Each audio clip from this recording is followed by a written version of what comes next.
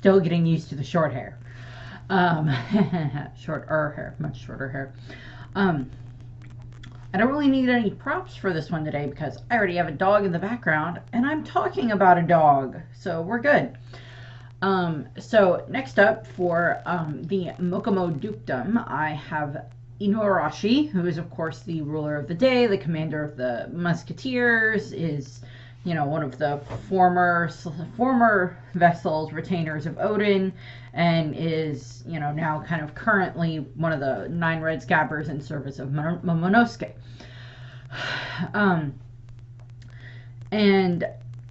So this is going to be talking about him. He is of course a canine mink and one of the 2 rulers of the Mokomo Dukedom when we are first introduced to Zou, him and Nekomamushi, and Nekomamushi will have his own video next week. I just didn't need them fighting like cats and dogs. While I'm trying to figure out who's talking about what, when, and everything like that, so I just went with alphabetical order. Although in the English dub they have named him Dogstorm instead of, Duke Dogstorm, instead of just calling him Inuarashi, which I don't know why they didn't just call him Inuarashi. I'm like, okay. The same thing with like Nekomamushi. It's like they call him Cat Viper. I'm like, you could have just called them their Japanese names and it would have been fine. But I don't know. I mean that's one of the weird times where it's like where the English dub went with that instead of the Japanese, where they just stick with the same name in the Japanese. That's just, I don't know why they did that, but they did that. So oh well.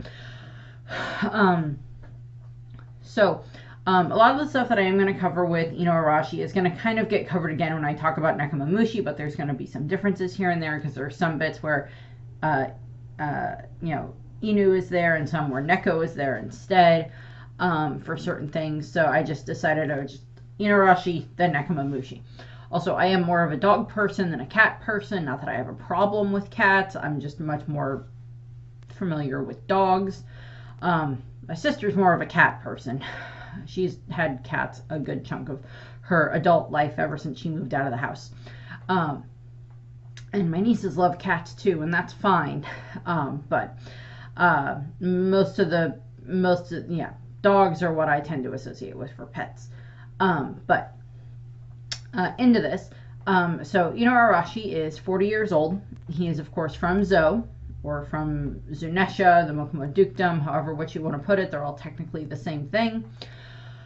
They're all by technicality the same entity. As I said, it's Zunesha who is the giant elephant. Zou is the kind of island / country that's on its back. And then the Mokomo Dukedom is kind of like referring to like the governmental system that they have. So Inuarashi is the ruler of the day. So he rules from is in charge of ruling the dukedom from 6 a.m. to 6 p.m. And then him and pretty much all the other ones that are part of the dayturnal cycles go to sleep, and then all of the nocturnal ones wake up. So that would be led by Nekomamushi with, as the ruler of the night with his, guardians of the forest and everything like that. And of course, the reason why they have this set up is because Inuarashi and Nekomamushi basically, as I stated, they fight like cats and dogs. Because they've always had like this, not antagonistic, but rivalry between the two of them. And then because of everything that happens in Wano and Odin's death and everything that I'll go over, they then start, fighting much more like cats and dogs and thinking the other one might be the spy from Orochi, the traitor that sold out Odin and everything like that. And of course, and so we have that. I also have another video that I've done where I've talked about the loyalty of the minks in regards to like everything that they go through during the Zou arc that we see in regards to trying to protect Raizo and even denying so much, even at the cost of probably several lives of their companions, and Inuarashi at the loss of his leg, Nekomamushi at the loss of his arm, loss of his hand, them still refusing to give up Raizo, still denying that they have no idea who Raizo is. And of course, Inuarashi, just like Nekomamushi, are of course members of the Nine Red Scabbards, that originally served Odin as his retainers, as his vassals, and then now they serve Momonosuke as his vassals to help protect Wano. One thing I'm kind of working on for when I get to Wano, because there's like a lot of different ones that I can do in Wano, is I'm just kind of trying to decide if I want to do a separate video about each of the scabbards, because they are kind of involved in, stuff in regards to the ruling and ruling and leaders and everything like that in Wano, but I just haven't made that decision yet. I don't have to for a while. I still have several other kingdoms to go through, including Totland and Jerma, and then several miscellaneous kingdoms that we're introduced to at the Reverie and everything. So, into the history of Inuarashi. So, as I said, Inuarashi is 40 years old. Him and Nekomamushi are the same age.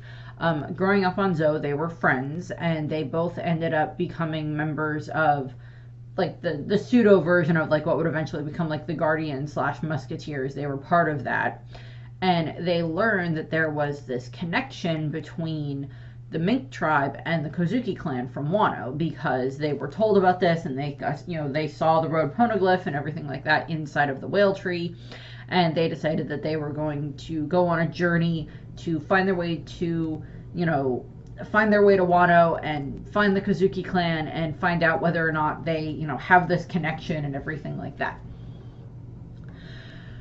And they head out. I think they're about 8 years old, because I think it's like 32 years ago is when they leave, if I remember correctly. So they're about 8-ish years old. And they somehow make their way to Wano. I don't know. We never find out exactly how they do this. I'm like, well, even if Zou had a Viva card for the Kozuki clan, they're all the ones that would have been part of that are dead now. For originally made the Viva card, so that wouldn't work. And I don't know if they ever explained how they managed to find their way to Wano, but they somehow managed to do so. They get to Wano, they get up the waterfalls, and they end up shipwrecked on Curry Beach, where they end up by Kawamatsu, who is about the same age as them. Unfortunately, while this is happening, there's a bunch of villagers that show up, and they kind of, hoist them up to kind of crucify them, and they're throwing food at them and kind of hurting them, because it's like, oh, they're demons and everything like that. Like, it's a kappa, and it's a cat demon, and a dog demon, and everything like that. Odin, who happens to be out fishing at this point in time, comes across this, and just kind of like beats up the townsfolk. And then he, gets them all, gets the 3 down, and he just kind of tries to leave them there. They're just like, they follow him back, and then they like eat the Odin and everything like that. Eat the the big pot of Odin that Odin made, and like get to meet the others that are around at that point in time, which would be pretty much the rest of the group, because I think Inuarashi, Nekomamushi, and Kawamatsu are the ones that like finish off the group for the for Odin's retainers at that point in time, because they would have already had Kinemon and Raizo and Denjiro and Kanjuro, a-hole, along with Kiku and Brain, Izo. That would have been 6 of them, and then Inuarashi, Nekomamushi, and Kawamatsu. And I was like, am I missing one? I'm like, I think I am, but I don't remember who it is, because it's not, Ashura Doji. That's right. Ashura Doji. So they had all 10 of them at that point in time, and during this time frame, we get to kind of see, Odin is not that interested in having more vassals, more people under his, leadership. He's like, I really don't like this. And now there's a talking cat and a talking dog and a whatever the heck Kawamatsu is, and a kappa. So he goes through all of that. He has to deal with all of that.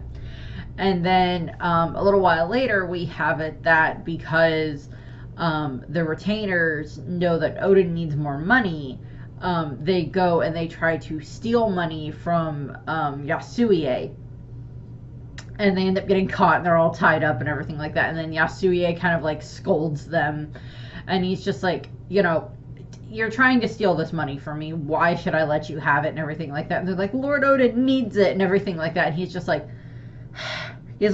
and I love Yasuie here, and I'll talk about Yasuie in when I get to the Wano characters, when I get to the Wano leaders, because he is one of the leaders there. I will talk about Yasuie. God, just Yasuie. But Yasuie is like, okay, it's like, I'm not going to punish you. What I am going to do is I'm going to give you this money plus more, and instead of you using it just to like squander, use it to improve yourselves, to improve your education, to improve your, all of this kind of stuff, your reading skills and writing skills and, different things along those lines. Use this money to improve yourselves so you can be proper retainers for Odin. And they're just like, okay, and like they go, gung-ho into it and everything like that.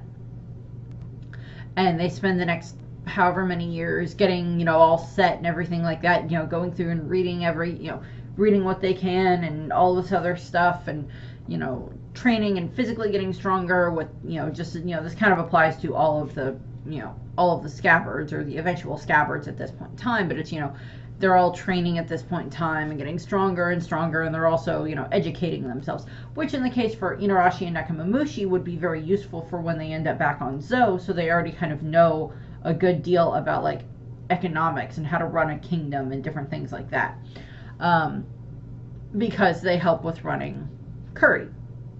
And eventually what it is of course, they train themselves all to become dignified warriors, and then of course 30 years ago they accompany Odin to the flower capital when Odin is awarded, is allowed, sees his father again, and they kind of mend their relationship a bit, because of course after that they don't see each other again ever, because by the time Odin gets back from everything that happens with his journey with Whitebeard and Roger and everything, everybody thinks Sukeyaki is dead. He's not, but everybody thinks he is.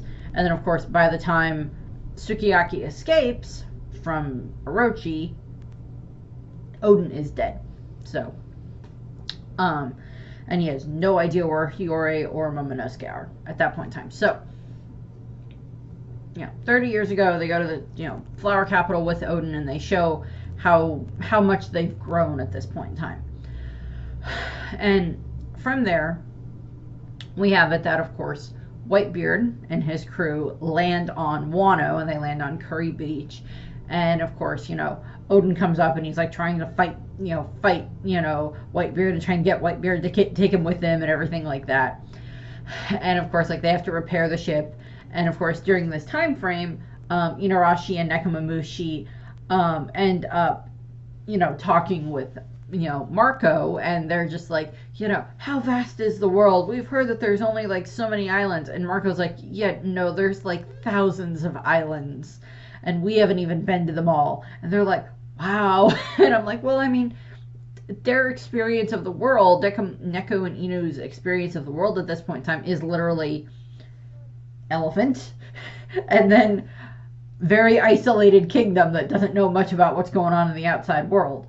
And it's like, yeah, those are about like the two answers that they have. They don't know about the celestial dragons. They don't know about the red line. They don't know about all of the different sections of the world with all the different blues and the grand line and the new world and everything like that.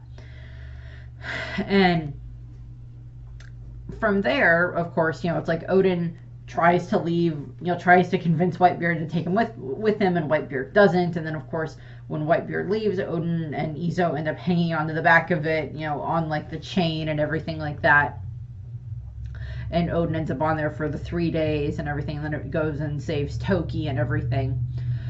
And what ends up happening is, of course, after everything's settled with like, okay, Odin's on the crew, and then they're just like, oh, we found some other stowaways, and it's Inu and Neko, and they're like, how did Whitebeard's like, how did you get on my ship? How did you get here? How did we not notice you for 3 days? How did you get here? And I was like, hi, we stowed away. It was like, clearly, but how? You're a giant cat and a giant dog. How did you do that? Um, so it's like that whole thing. I just love the fact that it's just like the reason that they just end up there is, of course, during the Zou arc, they find out, the Straw Hats find out that Inu and Neko traveled with Whitebeard and Roger, and because Odin did, and they traveled with Odin and everything, and it's just like it's literally like Oda is like drawing out what's going on with like Odin hanging onto the back of the ship on the back of the Moby Dick for like 3 days, and Izo is like on the ship already begging Whitebeard to like allow Odin to stop like this torture on Odin, even though Odin's like, I will prove myself. And then of course he proves himself anyway, because he goes and he saves Toki, as opposed to staying on to finish this trial. He goes and does the right thing of save the person in trouble. And then it's just like Oda was probably like, oh yeah, I said that Inu and Neko were part of this as well, and I didn't draw them over the last chapter or so, and all of this. So they stowed away on the ship. Here we are. And it's like literally that is like how that it works. I love that. So they're on the ship, and they end up joining the Whitebeard pirates as well.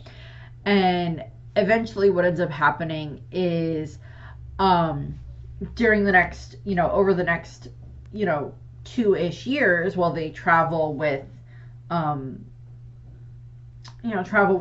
and everything, and Odin and Toki and all of that stuff, eventually Momonosuke is born, and then Odin gets his bounty, and then of course both of them notice that there's not a lot of information about Wano that ends up in the country, and Neko points out that there's not a lot of information about Wano in the newspaper, and Neko and Inuarashi points out the same thing about Zou, is that it's like, they don't really have a lot of information about this. They don't even know what it is. It's like, if anything, if it pops up, it's like a phantom island. And he's like, and like they end up pointing out, it's like, well, they don't have a lot of contact with the outside world anyway, so I mean, that kind of makes sense that there wouldn't be a lot of information. I mean, we know that minks end up eventually as like things that can be auctioned at the auction house, the human auction house in Sabaody, that they're part of that list, but there's also the whole thing of when those got added to the list, because it's like, how many other different populations of minks are there around the world? We know that Zou is like the homeland of them, but we also know that like, because Hawkins has like Faust the cat mink on his crew, the black cat mink on his crew, and he's not from Zou, he's from somewhere else. He's from wherever the heck Hawkins is from. I don't remember where Hawkins is from, and I don't care. But he's from whatever blue Hawkins is from. And I don't think he has any connection to Zou. And then it's just like, okay, well,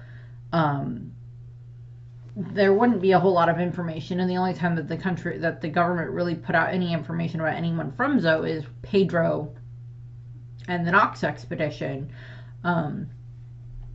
So many years later, after Inu and Neko are out sailing around with the Whitebeard pirates. I don't remember if it's ever stated if Inu and Neko end up with bounty posters of their own. I could be wrong, but I don't remember if we ever get that information. And even if they did, I don't think we ever see them, because I don't see it. I don't remember finding anything about that listed in my notes at all. But I mean, like, presumably the world government might have noticed, hey, that Whitebeard's got some minks on his crew. The Gorosei might have been like, well, we'll keep an eye on them. We're not going to make them like public yet, but we'll keep an eye on them. Okay, that might have been what they did. Like, the Gorosei might have been like, yeah, we'll keep an eye on them and we'll see what happens. Same thing with like Lindbergh. Lindbergh is a mink that is possibly not from Zou, and he's a member of the Revolutionary Army. So it's like, okay, where are we gonna get this? And of course, eventually what ends up happening is, as they travel around 26 years ago, Hiyori is born and everything, and then shortly after Hiyori is born is when they have like their clash and interaction with the Roger pirates, where they end up battling on the island nameless island for like 3 days against the Roger pirates. And of course, it's like 3 days during this that they're all just kind of like fighting and testing each other's skill and everything like that. I don't think we get to find out too much of like who Inuarashi and Nekomamushi fight during this time frame, but there's a good enough members of the Roger pirates, good enough number of the Roger pirates that they probably had plenty of people to fight against. Also at this point, if I'm following my timeline correctly, Ino and Neko are like only like 14 at this point in time, because he's 40 years old and this is 26 years ago, so they're only about 14 at this point in time, if I'm remembering correctly. But what ends up happening is, of course, after all the, after they have like their 3-day fun skirmish, they end up having a gift exchange, which is just kind of funny. And what ends up happening is, of course, during this time frame, Roger talks to Odin and Whitebeard and reveals, oh, the poneglyphs, and Odin's like, oh yeah, I can read that. And then eventually, Odin goes with them. Inu stays with Whitebeard, and Odin and Toki and the Hiyori and Momonosuke go with Roger.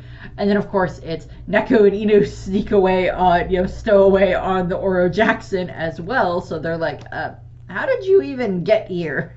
It's like, we stowed away again. So it's just like, okay, that's fun. So they stow away and they sail off with the Roger pirates with Odin and everything. And eventually, of course, what ends up happening is, it's going to feel very repetitive when I record the next one for this. When I talk about Neko in this regard, it's just like, copy, paste, here we go. But we have all this interaction here, and during this time frame, of course, they make their way to Skypiea, and they go to Water 7, where they meet Tom, and eventually it's revealed that, oh yeah, there's a red poneglyph, that, like that's on Zou in the Whale Forest, and Odin's just like, why didn't you mention that before? That's the kind we need. Those are the red ones we need. And like they're there when they go to Fishman Island and to kill a wolf and Sabaody and everything like that, where they get to see all these other different things that we know, that eventually, Luffy or the crew end up seeing as well. And they're like, oh yeah, there's a red poneglyph like that in the Whale Forest, and they're just like, you couldn't have mentioned that. But before they can make their way to Zou, which I still never explained how they end up finding their way to Zou, because it's like, okay, it's explained that any mink can find their way to Zou. So it's like a homing beacon that they are able to find it. Now, bear in mind, obviously, Zou has been on the back of Zunisha for about 1,000 years at this point in time, and Zunisha has been roaming around, at the very least, the New World, if not possibly into the Calm Belt or something like that, for 800-ish years. So other minks during those time frames could have left and set up their own little pockets of civilization around the world. And that might be where Faust and Lindbergh come from and everything. But eventually, of course, what we have here is that they,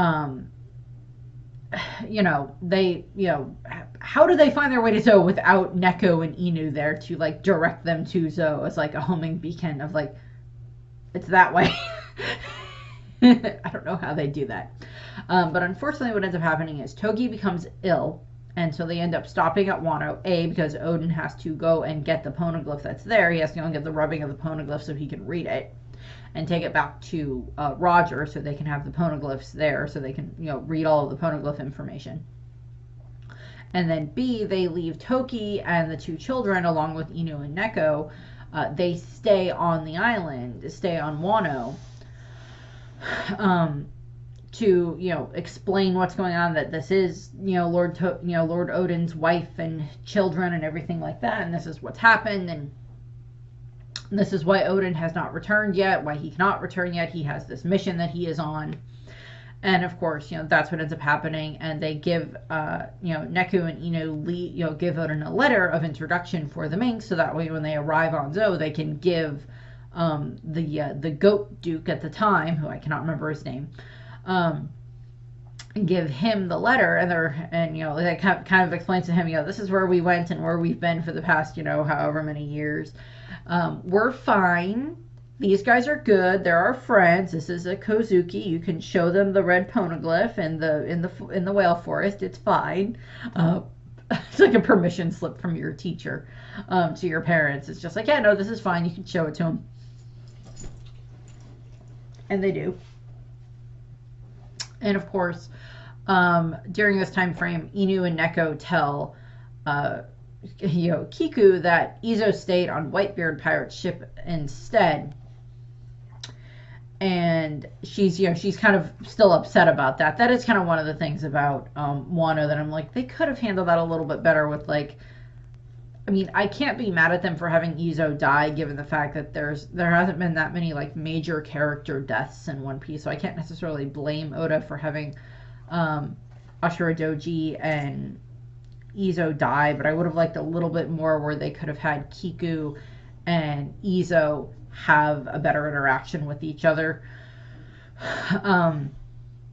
beyond just him giving her some compliments and everything like that on her swordsmanship and all of that.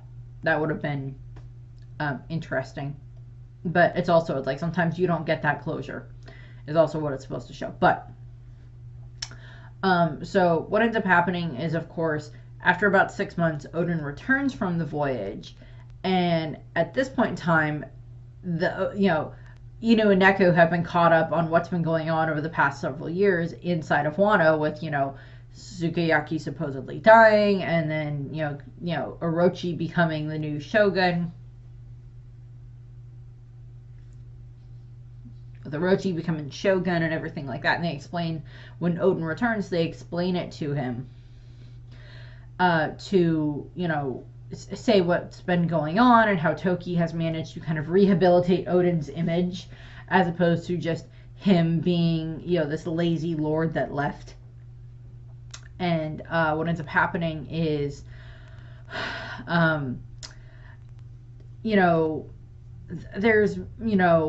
there's multiple times where, throughout this time frame where they're back on Wano, between when Oden returns and when when everything happens where they have the execution and everything. There's multiple times where they have different dealings with Oden trying to talk to Orochi, and of course he storms the castle and ends up getting to the point where now he dances in the street naked every week or whatever it is for the next several years, in order to protect the citizens so they don't get used for fun hunting games by the beast pirates.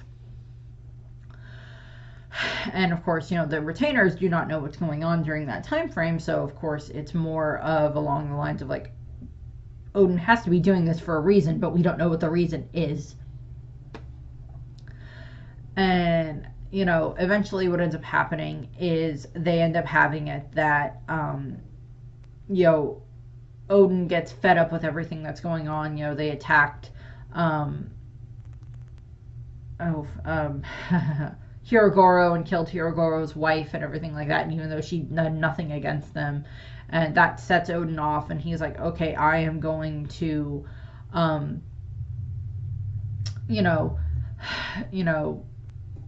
is just like, fine, we are going to go and fight against Kaido, and we're going to take him down, and then we're going to take down Orochi, and we're going to save Wano. And all the scabbards are, of course, yes, sir, we're going with you, and everything like that. Inu is, of course, part of that group. They make their way, trying to get their way to Onigashima. On their way there, they're, of course, confronted by Kaido and his crew, who, of course, had been informed of what was going on because of, Kanjuro informing Orochi. And eventually what ends up happening is they have the huge battle and everything against the beast pirates and against Kaido, and of course Inuarashi is part of the battle and does an amazing job of fighting, as do the rest of the retainers during this time frame. Admittedly, that's 10 people, the 9 retainers plus Oden.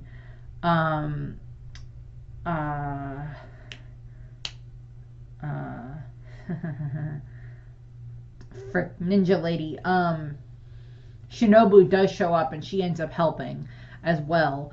So it's a grand total of 11 people that show up and are fighting against the Beast Pirates. And of course, now these are not Beast Pirates that are as strong as the Beast Pirates that the Straw Hats end up fighting 20 years later on Onigashima, but they're still really strong. And of course, then, they're dealing with, Kaido and King and Queen. Jack's not really around at this point in time. He's like 8 when all that happens. So it's just like they're dealing with all of that.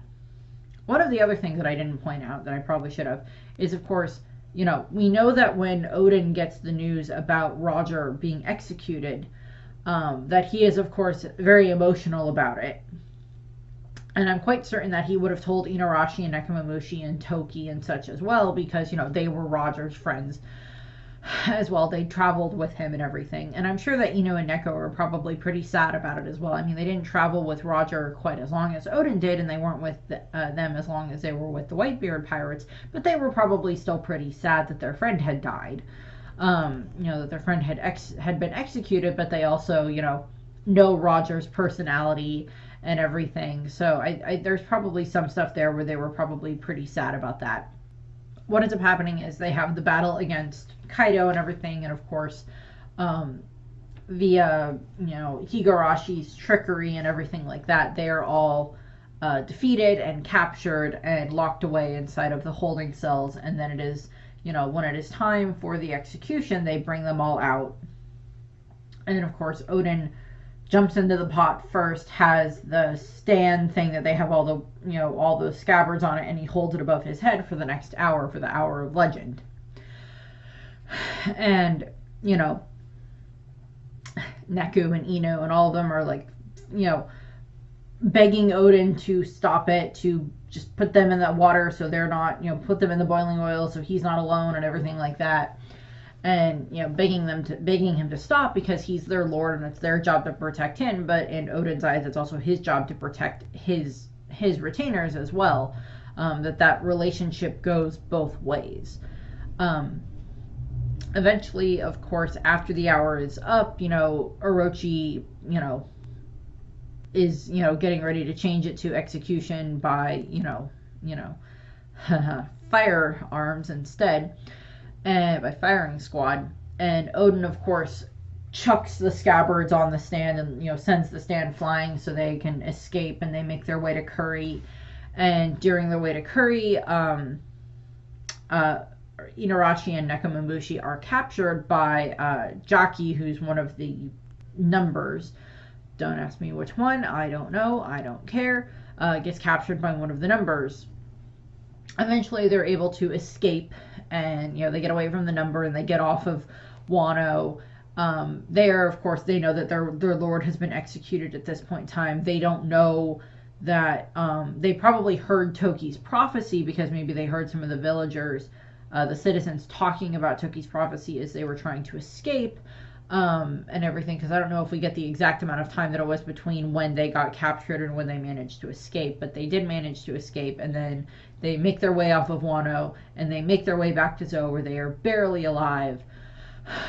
But they have developed this feud, because they're like, well, someone had to have betrayed Lord Odin, and it wasn't me, so it must have been you, or it must have been someone else. And like, they refuse to trust each other for the next 20 years. Because they are under the impression that the other one might be the one that was the traitor. And that just fuels their fights, fighting like cats and dogs, and they're as different as day and night and everything like that. And they make their way back to Zou, and they are like nursed back to health by the citizens of Zou, and then eventually, via their strength, they are able to make their way to where, whenever the previous Duke, who could have been the Sheep one, it could have been a different one who may have been Duke between the end of the Sheep and between when Inu and Neko took over, but we're not sure.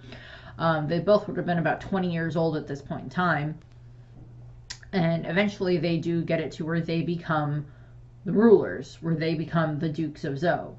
And, Inuarashi is the ruler of the day, and Nekomamushi is the ruler of the night.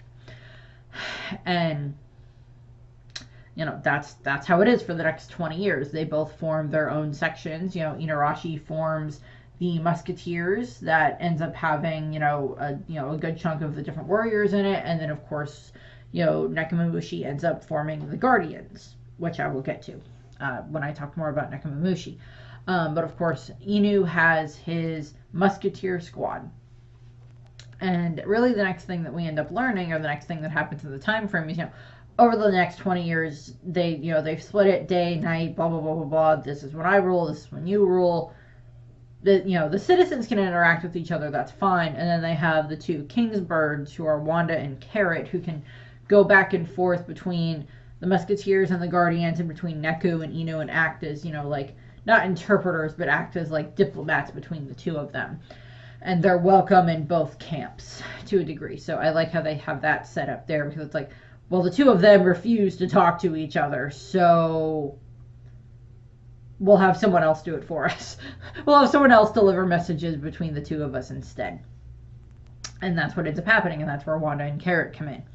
And, the Musketeers and the Guardians don't necessarily fight against each other, but they're not necessarily on, always on, like, the most, they're on polite terms, but it's also, like, rather strange, just because, like, their bosses don't always get along, ever, for the next 20 years. Eventually what happens is, of course, after the time skip, that's when Raizo shows up, because he ends up there when him and, Kinemon and such, and, and Momonosuke and Kanjuro are trying to, are escaping Wano. Raizo ends up on Zou, and, while he's there, he's interacting with both Inuarashi and Nekomamushi, and he's learning about Zou and everything like that. And of course, we know that that's where he gathers up a bunch of the water from, the forest, from the elephant rain to use later on. But, like, he learns about Zou, and then a couple of weeks later is, of course, when Jack shows up.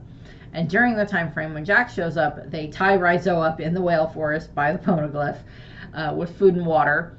And then the minks, basically, I'm assuming what happens is that Jack, or Inuarashi or Nekomamushi basically gave a command to all of the minks to be like, okay, we are hiding Raizo here, so if anyone from the outside world shows up and wants to know where Raizo is, we tell them we have no idea who Raizo is, and there's no one like that here. There's no ninjas or anything like that here. That's what we do. And they're like, okay. And the entire country goes along with it. I cannot stress that enough. The entire country goes along with saying that there is no one called Raizo here. There are no ninjas here. We don't know who that is. We don't know what Wano is. We have no idea what you're talking about when Jack shows up.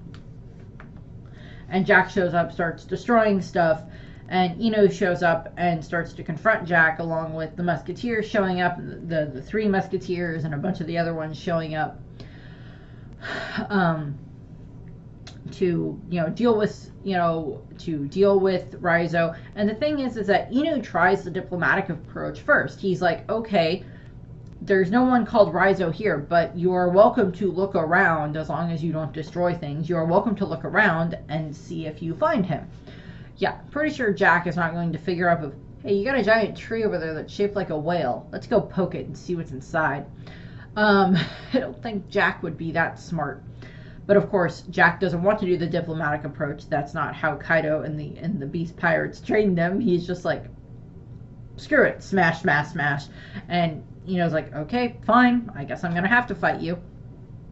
And then over the course of the next, I don't remember exactly how long, but it's over the next several days, 5 days. It's like Inu fights against fights against Jack during the day. And then, the first day, so he fights against Jack, and then they hear, the bells tolling at, 6. And then Inu's like, well, I guess you're going to have to, my time for fighting is up. And Jack is like, okay, fine, I guess that means I win. And Inu's like, not necessarily. And then Inu and the others fall asleep. Inu and the Musketeers and such fall asleep. And then Nekomamushi shows up, rushes out with his forces, and fights Jack. So over the next 5 days, they kind of go back and forth, where Inu fights Jack during the day and Nekomamushi fights Jack during the night. 6 a.m. to 6 p.m. and 6 p.m. to 6 a.m., going back and forth and back and forth. And the other one gets the time to rest during that time frame, as opposed to Jack, who does not get the time frame to rest during that time frame. Which, I mean, is actually kind of like a pretty impressive when it comes to Jack. It's like he fought against 2 different opponents for 5 days straight to a degree, and it's like that's still kind of impressive on that part. That's still rather impressive from Jack. I know not a lot of people end up being all that impressed by Jack most of the time, and they're not very nice to Jack, but I'm like, that's fairly impressive. I mean, like, you try fighting the same 2 opponents for 5 days on end where they get to rest and you don't. You try doing that and see how you feel afterwards. And eventually what ends up happening is, of course, Jack uses Caesar's Koro gas, whatever it's called, to, poison all of the minks and infect, part of the city and everything. And during the time frame, Inuarashi gets his left leg, I think it's his left leg, below the knee, ends up getting chopped off by Jack. And, during this time frame is, Neku and Inu and a bunch of the others kind of end up getting, like crucified up on the crosses that Jack and the others build in order to torture them more. Again, still going through all of this, they are completely denying that Raizo is there and that they have no idea who Raizo is. Eventually Jack leaves because he's going to go try to get Doflamingo away from the Marines, and that leaves Zou with much fewer of the Beast Pirates there, which is, of course, when Nami's group shows up with Sanji and Brook and Chopper and Momonosuke. They show up at Zou. Also Caesar, by technicality. They show up at Zou, and while they're there, they end up seeing what's going on, and Wanda asks them for help, and of course Chopper is, of course, very willing to help in trying to, save all of the minks. And they're able to treat them, Chopper and Caesar are able to work together to get the gas to get the antidote for the gas so they can treat all of the minks that were affected by the gas poisoning and everything. And Chopper, along with Miyagi, end up acting as doctors, are doctors for, Inu and Neko at this point in time. Eventually, what ends up happening is, of course, after the rest of the, Dressrosa arc finishes up, Luffy and his group make their way to Zou, and of course they end up getting introduced to the rest of the different minks and everything, and they are taken to where they meet Inuarashi first. After they are, they kind of prove that they're friends of, like, Nami's group and everything like that. They're able to prove that. Then they're taken where they are introduced to Inuarashi, and Inuarashi is just, very thankful to Luffy and the Straw Hats for the fact of, that Nami and the group showed up and they were able to help. And I mean, Luffy is happy that they were able to help the minks. I mean, Luffy's generally happy whenever they're able to help anyone for the most part. So he's like, yeah, sure, I'm glad they were able to help. Where's your food? And, so Inuarashi, and we got to see, like, the sweet little moment between Inuarashi and Wanda, where, like, Wanda is, like, hugging Inu because she was, like, very concerned about him and everything like that, and very worried for him and everything. And during the time frame between Chopper treating them and now, Inuarashi had kind of been, like, in a bit of a coma, but he's, he'd woken up since then, and now he's, able to, at the very least, minorly interact with the rest of the Straw Hats. With, his, carrying on his duties and everything like that. And eventually, of course, what ends up happening is, then he just falls asleep along with a bunch of the other Musketeers and the daytime people, and then the Straw Hats go and visit Neko. Later, when Kinemon and Kanjuro end up making their way up, finally get their way up to the top of Zou, and where they are now in the main city there. What ends up happening is the Straw Hats are, of course, very worried that, like, seeing the samurai and them asking about Raizo is going to cause them, to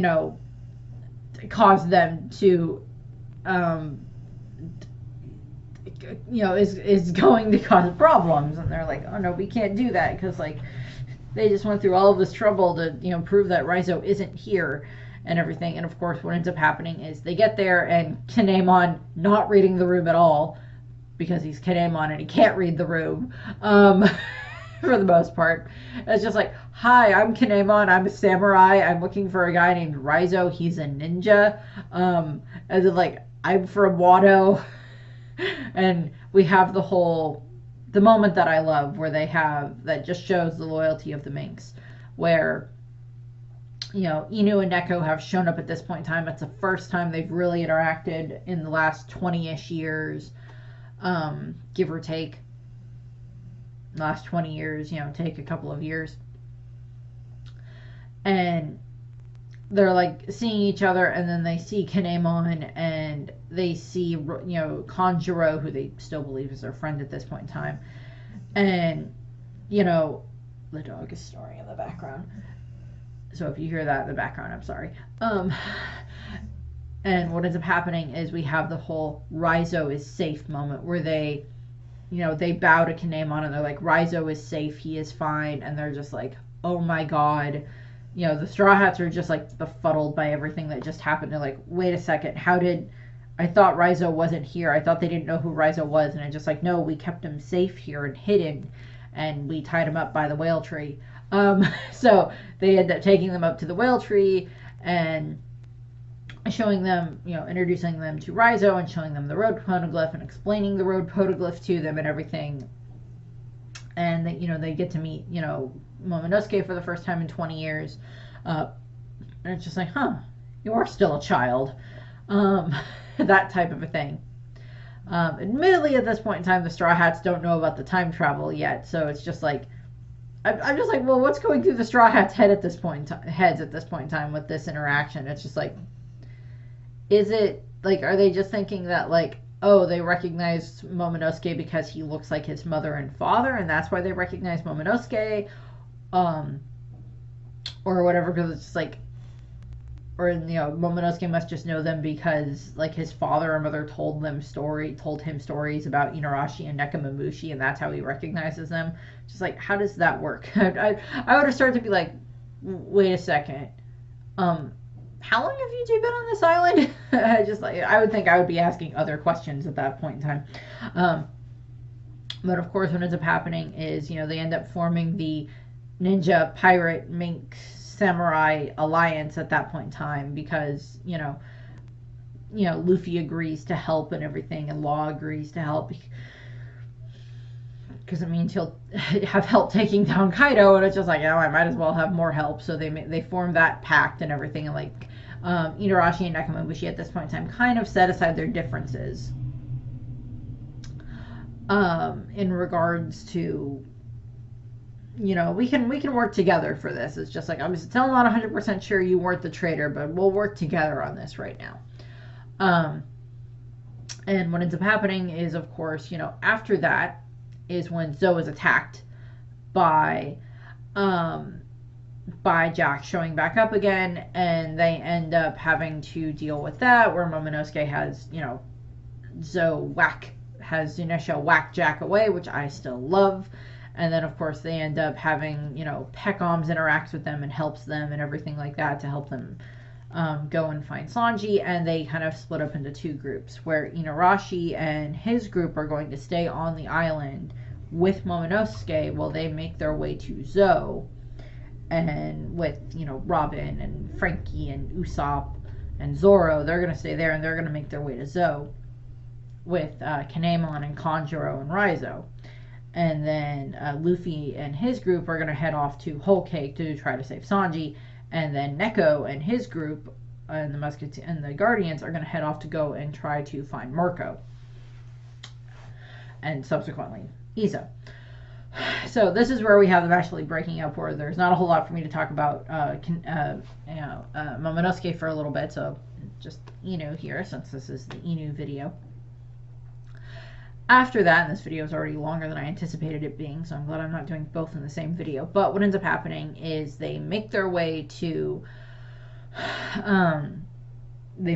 Zou, and then you know, a bunch of them get to Zou. They're all like hiding as like members of, you know, the public and everything like that, and the Heart Pirates are there as well. And eventually what ends up happening is, of course, we don't really see too much, but eventually what ends up happening is, of course, Inu, kind of the next time that we see Inuarashi is when he is when he is in Curry, within the Curry region, and it's after Luffy has had his fight with Kaido, his first fight with Kaido, where he gets majorly defeated very quickly. And it's Inuarashi is actually the one that comes across Tama, a very injured Tama, in the wastelands, and ends up picking her up and taking her back to where she can get medical treatment. And we see him there while she is getting medical treatment from Miyagi and everything like that. So, so Inuarashi starts to have like that connection with Momonosuke, or with Tama. So that's nice there. And gets to meet Sukeyaki again in the guise of, Tengu, Hitetsu. So they get to have that interaction there. And then really the next thing that ends up happening is, of course, Inuarashi and Ashura Doji end up fighting at the Top Knot Mountain. And as they're trying to, he's trying to convince Inuarashi, or trying to convince Ashura Doji to join them again and help them and everything like that. And he's like, I have no idea who you are. My name's Shuten Maru and blah, blah, blah, blah, blah. And I'm not helping you. I'm not helping the Kozuki family. And, Kinemon kind of interrupts them and everything. And eventually what ends up happening is Inuarashi and Kinemon have a bunch of the musketeers, including Wanda and Carrot, steal a bunch of the food from the Beast Pirates, and then claim that it was Ashura and his gang, which is not good, because then that leads to Ashura and his gang getting their camp set on fire, and that definitely does not make Ashura happy by any means. There's also this moment where they end up where Ashura is just like, or Inu is just like, oh, wait a second. How did they find out about Kinemon's secret messages and everything like that? And it's just like, Kinemon doesn't understand the concept of a secret message. Not a very well done one, at least. So we have that. And eventually what ends up happening is, when Yasuie is being executed in, Bakura Town, and, being executed at that point in time, Inuarashi is one of the people watching Inuarashi is one of the ones that's watching when all of this is happening. And he, of course, remembers Yasuie from everything that happened, and he mourns the death of his friend, when the execution happens. And this is where Ashura ends up explaining to Kinemon and Inuarashi about the smile fruits, where he explains what they are and how much of a plague they've been on the country for the past several years. And they're just like, oh, we didn't know that. And it's just like, yeah, that's what happens when you're not here for 20 years. Either because you left or because you time traveled. And in all honesty, I can't blame Ashura Doji at all for as angry as he gets at the others. I can't blame him for that at all. For the ones who time traveled or the ones who left, it's like, I've been here for 20 years watching our country get destroyed by Orochi and by Kaido. What ends up happening is, of course, eventually it does get to the point where it is time for them to head to Onigashima. We see little bits here and there, but there's not a lot where it's like, Inuarashi's just kind of in the background as stuff is happening with the planning and all of that stuff, so he's not super involved in a lot of that stuff, but he's like trying to communicate with like Nekomamushi at times to find out what's going on. And there's also a moment where, like, I think he calls some of the others geezers, and then they all just start fighting, because it's like, well, Kinemon's still only like in his 20s, the others are like 40s or older at this point in time. So they have that. And then, of course, they make their way to Onigashima. And, of course, on their way there, that's, of course, when we get the whole Odin flashback. And then, of course, we have it that, Momonosuke and the Scabbards have made their way, and Shinobu have made their way there. And made their way to the port where they're supposed to, rally with everyone. and there's no one there, and they get in the boat and they start sailing. And then of course this is when, you know, Kanjuro reveals his betrayal, and of course where the Straw Hats and the Law and the Kid Pirates and the Heart Pirates show up, and they're, you know, along with all the rest of the reinforcements of the rebellion show up, and they're able to help with everything. Unfortunately, Momonosuke is still captured, and everything happens with that, and they start making their way to the island and to Onigashima, where, you know, they fight their way through, and they're like, okay, certain ones are going to go to the back, and that's where like most of the scabs are going to go to the back. And they're like trying to get communication from Nekomamushi at this point in time so they can inform him what's going on for like, okay, we're on our way to Onigashima and everything like that. It's just like, okay, well, you know, I'll see you there or whatever.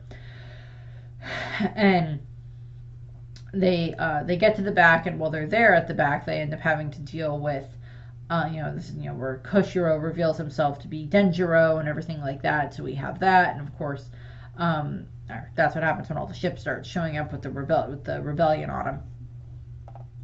And of course, then they get to the back of Onigashima, where Law teleports them on, and then Law heads somewhere else at that point in time to go and try to start dealing with, like, making sure Luffy is not causing too much trouble, but it's a distraction, and they're supposed to be a distraction, so it's okay. And while that's going on, while they're starting to have to deal with Kanjuro, that is when Neko shows up with Marco and Inu and Izo. And so they have that whole reunion there. And then, of course, that's where it's revealed Kanjuro was, that's where they tell Neku and Inu, or where they tell Marco and Neku and Izo that, Kanjuro's the traitor. Okay, moving on. And of course they end up having all of the different fights, and eventually what ends up happening is, they fight against Kanjuro and they defeat him, and then they make their way inside, where they end up starting their fight with Kaido, where they, stab him off, jump him off the balcony and stab him. At this point in time, Inuarashi has had his lower left leg replaced with a sword. So I guess he's somewhat of a peg-leg pirate as well. So, him and Zeph can get along fine in that regard. So they would do that.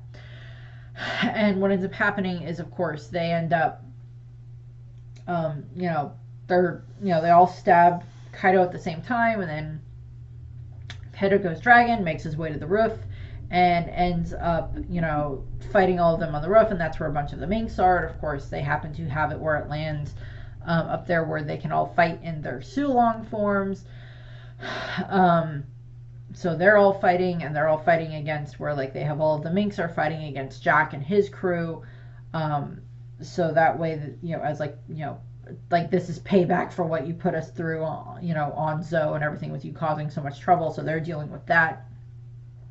And then after, like, those two sides have kind of exhausted themselves is, of course, when, Inu and Neko, they go Sulong themselves, and they fight against Jack. And then Jack is, like, taken down. And then what ends up happening is then they move on to start fighting Kaido, and that's where all the scabbards get involved. And that's where all of the scabbards that are there get involved with fighting Kaido and everything, and they're causing as much damage as they can. And, Ino and Neko are fighting in their Sulong forms, which I just think look awesome. And there's a moment where Inu, along with three of the other scabbards, all use like their Odin two-sword style attacks, where they are, cutting at Kaido against his against the scar. I'm Robin now. Against the X-shaped scar that's on his chest, where they, cause some more damage to that. Which, I mean, yeah, we know that by technicality, the scabbards are not able to defeat them, because by the time when Luffy and the rest of the crew and the rest of the worst generation that are there get to Onigashima, that the rest of the scabbards are just lying there on the ground, injured so badly from Big Mom and Kaido. And Kaido's just fine at this point in time. Like, the scabbards did some damage to him, and they may have dropped the HP on Kaido a little bit, but he's still got a lot of HP left. And of course, so we have that. Of course, Law shifts them all down into one of the treasure repositories. And that's where they end up getting medical treatment. where pretty much, I believe it is basically confirmed that it is Hiyori that is the one that gives them the medical treatment that like bandages them up, and then she makes her way to a different area where she can then like wait for Orochi so she can then kill Orochi. Hiyori is awesome and I love her. But there's a lot of characters throughout Wano that I love as well, or in just One Piece in general that I love. But what ends up happening is, of course, after the scabbards all wake up, they end up interacting with the fake Odin, who is, of course, Kanjuro, drawing made by Kanjuro, and they end up having to deal with that. Ashura sacrifices himself to take down the clone, to take down the drawing, and, of course, the rest of them all head off. And they end up coming across Jack, and Inu is just like, I'm going to deal with Jack. And he fights against Jack, and he's the one that actually ends up finishing Jack off. And they have like the whole cool of like, Jack's like, there's no moon here, and Inu is like, yeah, well, and there's no poison gas either. So it's like it's kind of an even playing field. So Inuarashi is the one that ends up finally defeating Jack.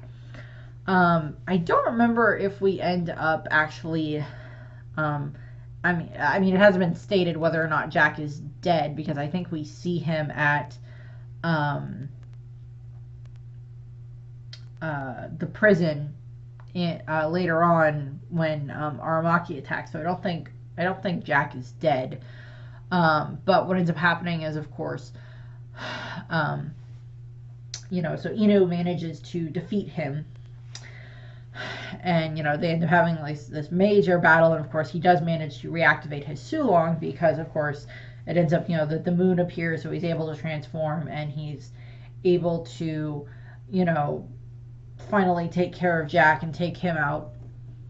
And there's not too much else there. He is, listening to everything else that's going on, hearing the announcements about Luffy and everything like that. Luffy being defeated, but he's, then he comes back and he does manage to defeat Kaido and everything like that. So we do have those moments there. And, eventually what ends up happening is, then it has reached dawn of the next morning, and Onigashima has been stopped in its descent from falling, and we have it finally where all of the samurai are all the scabbards and such, along with Momonosuke and Hiyori, where they appear in the flower capital to calm the panicking citizens and everything. And so it's just like Inu is there for that, and then they make their way in, and they end up setting everything up. And then, of course, they're all there throughout the time for like the big party and all of that happens after Luffy and Zoro wake up. They have the huge party, and of course during the huge festival party that they have is when Aramaki shows up, when Ryukoku shows up and starts causing problems. And then during this time from Inuarashi and Nekomamushi, once it's kind of revealed that like Kanjuro was the traitor, I do think they kind of apologize to each other at some point in time, where it's just like, yeah, I'm sorry, I thought you were the traitor. Yeah, I'm sorry, I thought you were the traitor. Are we good now? Yeah, we're good. Okay, let's go kill the actual traitor and then kill the dragon. We didn't kill the dragon. No, we didn't. Let's go find something else to do. Let's go fight this plant guy. And of course, both Inuarashi and Nekomamushi, along with along with Raizo and Kawamatsu and Shinobu, and then Momonosuke in his dragon form, and Yamato try to fight against Aramaki, which doesn't go very well. The only reason they end up actually kind of defeating him is, of course, because Shanks shows up and uses his haki to scare the crap out of Ryukoku, which is very, very valid. I would be very scared if Shanks showed up and used that blast of Conqueror's haki. I mean, like, I'm sorry, I didn't do anything. I'm sorry for whatever I did, but I didn't do. I'm sorry. Shanks would be like, I'm sorry, that wasn't meant for you. That was meant for the other person. Okay. It's like, I would just be terrified if Shanks showed up and did something like that. I really like, I have no reason for Shanks to be angry at me, but still. Also, Inuarashi and Nekomamushi, they would know Shanks because, Shanks was on Roger's crew for like the time frame that they were there. So they would know Shanks. But, and then of course it gets to the point where we have it where, Inuarashi and Nekomamushi are like, okay, we have to stay here so that way we can help protect Wano, because, you know, if outside forces show up again, yes, we have all of us scabbards here that can help with fighting and everything, but we need to have more. And so this is where they end up going to Carrot, and they're like, okay, here's what's going to happen. Carrot, you are going to become the new Duchess of Zou. You are going to become the new ruler of Zou. And she's like, okay, wait, what? I didn't agree to this. Why are you picking me? And I love how they have this scene in the manga, and then they kind of draw it out more and build it up a little bit more in the anime, and I like that. Where it's just like where they have, you know, Neku and Ino are there talking to Carrot and like telling her, it's like, we know that you can do this. You have this experience of being out in the outside world and traveling with the Straw Hats, and you have this connection with them, and you have, you know, you carry Pedro's will and everything. So, you know, we approve of this, and we want to have you, you know, be a part of this and lead the country. And it's not like you're going to be alone. You're going to have, you know, Wanda and, you know, Cecilian and, you know, the other ones there that can help you with leading the country. And, you know, so I love how they have that moment there where they have like, where it's, they're like, that's one of the reasons why we know that you're going to be good for this, is because you don't think you're quite ready for this. You don't think that you're the best one for the job. But that also means that you will know when you need to ask for advice, and when your decision is what needs to be, you know, but your decision is still the final one, but you can still get input from the others around you. And I think that Inuarashi and Nekomamushi probably ruled in the same way, where it's just like, yes, we are the ones who are in charge of Zou, and were for however many years, but it's also like they're going to listen to the others who are around them, because like Momonosuke is going to be a very similar position to Carrot, where he is an 8-year-old in a 28-year-old's body. And he's going to have advice from the Scabbards, and from other advisors, and from Tsukayake, and from Hiyori. And Carrot's going to be in the same situation, which I'll get more into when I talk to Carrot, or talk about Carrot in a couple of weeks. But, you know, what ends up happening is, of course, you know, they choose to stay on the island, and of course, as, you know, as the Straw Hats are leaving, you know, they choose to stay on Wano, and then as the Straw Hats are leaving, you know, we see Inuarashi and Nekomamushi in the picture with, you know, Momonosuke and the rest of the Scabbards and everything in the background. So that's about the last thing that we know about Inuarashi. The last thing we know about Nekomamushi as well. But my thought is that, like, yeah, if, you know, Momonosuke shows up for like the battle against the world government, or the battle against Blackbeard, or whatever, that Inuarashi is going to be there as well, fighting alongside him. I would love it if, like, the next cover page series is, like, you know, the Decks of the World Yonko bounty or whatever, where it's everybody's reactions and catch up to where they are with what's going on with Luffy, and their reactions to Luffy being, you know, having this bounty and being a Yonko, and, like, they show Wano, and, like, they show, you know, Inuarashi there, you know, helping Momonosuke with something or whatever, and all of that. So that's what I have there for Inuarashi. Long video, sorry.